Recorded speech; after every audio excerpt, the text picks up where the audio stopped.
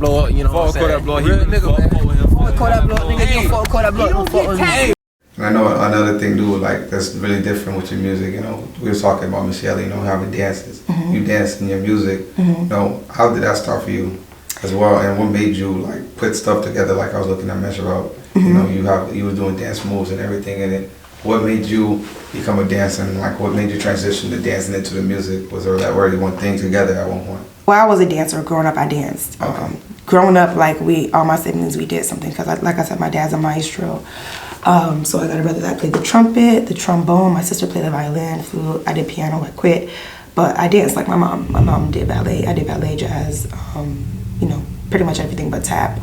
And so like that's something I'm passionate about. Right along with writing, you know. So I was like, I'm going all out. I'm not just gonna show one part. You know, a lot of people do not know that I could dance. You know what I'm saying? But it wasn't something that I'm like, okay, well, I'm just gonna rap now. I'm gonna put everything that I got into it. Anything that I'm good at, y'all gonna see. Is there anybody that you know you look up to, like a Beyonce? Absolutely, Beyonce. What? Of course. Who don't? I had a dream about Beyonce last night. Swear to God. That's crazy. 100%. Beyonce, Michael Jackson. Michael Jackson's the reason why I knew I could do a split as a young girl, because I seen him do a fake one. But yeah, so you know, the big entertainers, like, you know what I'm saying, who know how to put on a show, like for real a show, like not Chris just Brown. rapping. Chris Brown, Yeah. beats women. Okay. Next. Yeah, but you know, he's entertaining when it comes to like. You know, He's talented for sure. Yeah. Yeah. So you're saying like a Michael Jackson, Beyonce type of people you look up to when it comes to that? 'Cause Absolutely, put on shows. Is any of all the artists?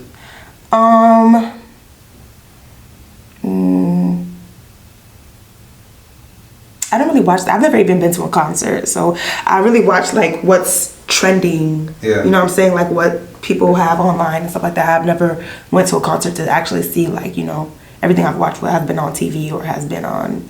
So all I could think of on top is Beyonce and Michael. Okay, for sure. And you know, with all that being said, you know, you being a female artist, do you feel like it's a little harder for you to get your music out, other than like, do you feel like for boys it's a little easier? Like, you know, probably going into like business areas, they probably like overlook you because you're a female. I don't know. You know? Honestly, because I mean, I'm just starting. I haven't really been out, and I haven't really, you know what I'm saying, done that part yet, I guess. For sure. I don't really think I'm good at networking because I don't go out enough to, but I'm working on it. As long as you work on it. Well, the other reason I asked that, because, you know, like, I don't know, you be like, I'll be on the media a lot, and, you know, a lot of women, you're not gonna say that, you know, dudes be sexist when it comes to like certain things. But, you know, as like a female artist, you know, dudes probably try to think that they can overtake, play them, other than. You know, so after I dropped my video, somebody DM me and they're like, oh, I work for this and this, and I could get you an interview with this and this person. And they started flirting with me. They made an inappropriate comment, and one thing about me is I'm blocked. I'm not even used to being talked to that way, and you're not gonna talk to me like that. You know what I'm saying? Yeah. So I only work with people who are professional, and I'm always skeptical about niggas, just period. But you're a professional. My videographer was professional. The niggas I've been in the studio with, professional, and those are people that I work with again. I don't give a fuck if you Drake. Do not disrespect me. You know what I'm saying? For sure. Period. Like, talk to me like I'm a person. Don't talk to me like, you know what I'm saying? Yeah, I don't like that. I know it's probably like really hard, you know. And I know for like personally, I've seen it happen, you know, a lot of times. You know, I'll be around certain areas and I'll see like a dude probably try to take advantage of a female artist because, you know, he probably have a higher platform. You can't take advantage of me. I'm protected. For sure. It's not even just females neither. I see dudes go through it too as well. You know what I'm saying? It's like really like the scale of certain things. You know, people be in a higher like platform or whatever they got that they can offer, and then they just feel like they can do it. But I see a lot when it comes to like female artists, especially trying to get their music out. You know, a dude or somebody, whoever's owning the company, might not give them the certain attention that's like other people. So that's why I asked. I don't know, like personally, have you ever been to something like that? But not at the level of like how other people, you know what I'm saying? Like I said, I haven't been out like that, but just like on the level of like, you know, communicating and somebody's been like inappropriate. But I'm not fucking and I'm not sucking for a platform. For sure. That's just a Nicki Minaj said something like that too. I heard her say that, especially about like the Drake and Lil Wayne. That's what been like. Oh, in the song? Only? Yeah. Is it Only? Yeah. I feel like it was a song that she like basically. It's not that old. And she said, "I never fucked Wayne. I never fucked Drake." Yeah, she said that too. But I feel like it was another song. She like dissed a lot of people. Like she was just playing around though, but she was like, "Oh, what's the song?" I know you know what I'm talking about. Yeah. She said something about Mike Tyson did too, and like, what? Yeah, she clearly made sure. Think of the song. Yeah, she clearly. My family, if my family's watching this, they're gonna be embarrassed that I don't know the song off the top. No, but you know that's something that she specifically like make sure people understand. Like I'm not gonna go do certain things just to get certain platform. And that shows you like regardless, it's always gonna be an opening for anybody. Right, You know what I'm saying? So that's especially I've been writing all my life, and I've been writing, and I've been keeping it to myself. Yeah. All my life, so that's not a problem. We keep it to myself because we not. You know what I'm saying? Yeah. I'm not doing all that extra shit. That's what's up. That's what's up. Speaking of writing, what made you want to be a lyricist? Because nowadays it's not something that's normal. I could say. I guess just like the people I listened to growing up, like, that make me be like, damn, like, you know what I'm saying? Yeah. So being like a lyricist from like the people that you grew up listening to and everything, did that like stick with you the whole entire time, or never you did have any time like you was just like, I'm just gonna write about, like nowadays it's like club bangers, and you don't really hear the lyrics in music. I mean, you still got your J. Cole's. I mean, honestly, I don't even think Wale is still like making music like how he used to. He's a real good Kendrick Lamar, or Big Sean. You know what I'm saying? We still got like lyricists in the game that actually takes the thing, but it's like a 35 to the rest actually just being club. Like how do you keep yourself like? I mean, you gotta gatekeep. You gotta gatekeep hip hop rap. You know what I'm saying? Because.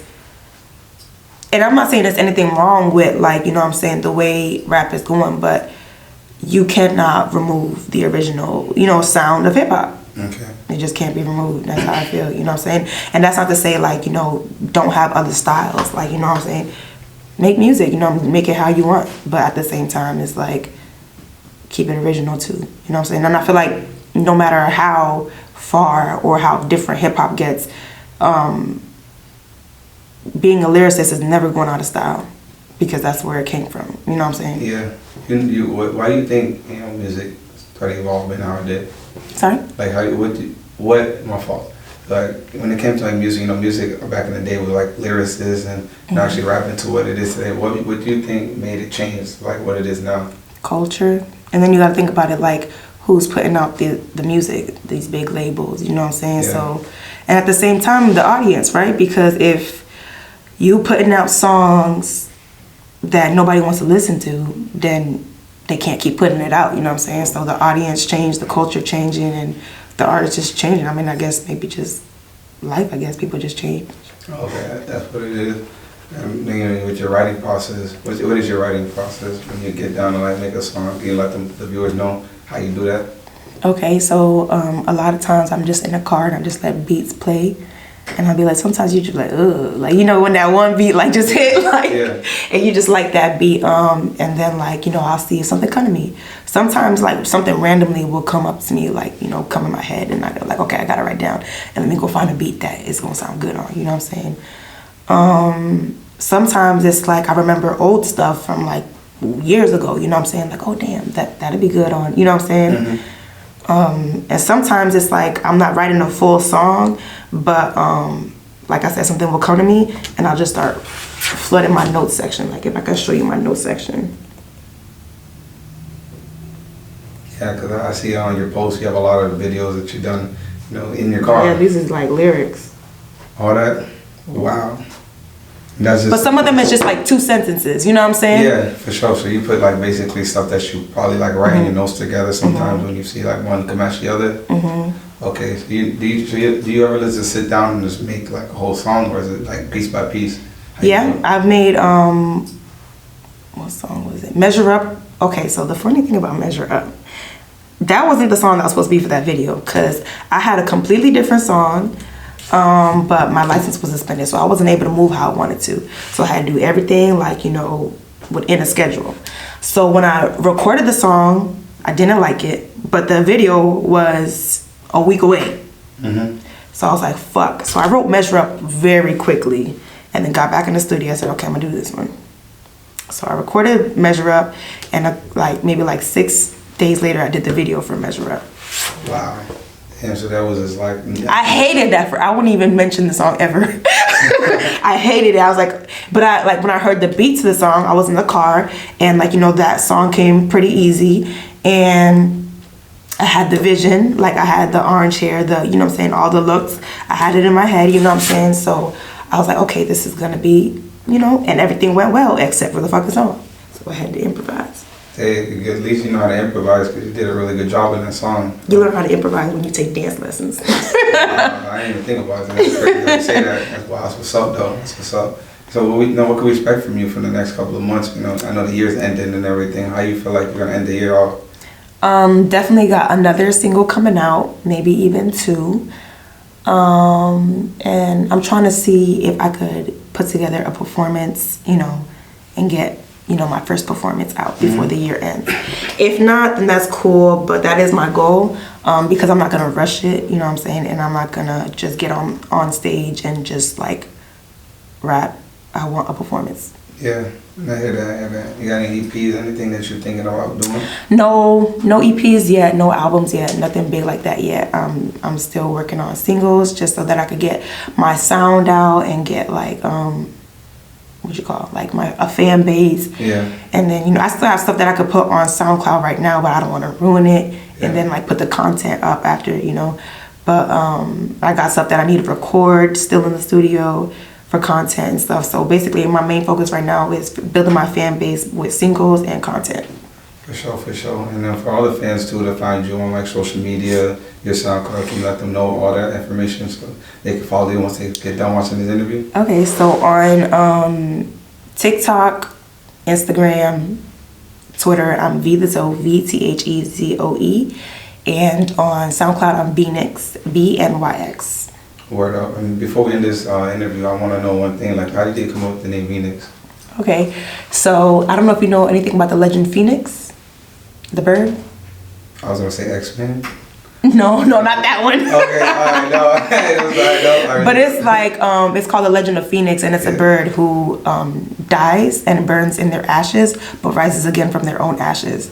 So it's basically like a rebirth, like constant transformation, becoming better, and that's where I got VNYX from. So instead of Phoenix, I just put V because my name is Valerie. That's fire. That's deep as hell. That's crazy. You know, that's you thought about that? That's something they had a thought about. I mean, I didn't come up with the Phoenix story. That's a real story. No, for sure. Yeah. That's something that, you know, has a deep meaning towards it. That's why I'm like, you know, your name is something that you probably just drew out this one day, you know, you probably put it together. And that's why on my Lemon Pepper freestyle that's on my SoundCloud, I say I died so many times before I got here from my adolescence.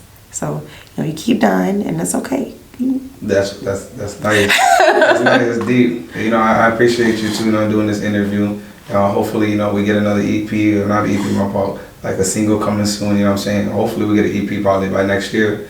You know, more music videos and all that. You know, we're gonna keep in tune. I appreciate you again in all my interviews. Thank you for having me. No, thank you.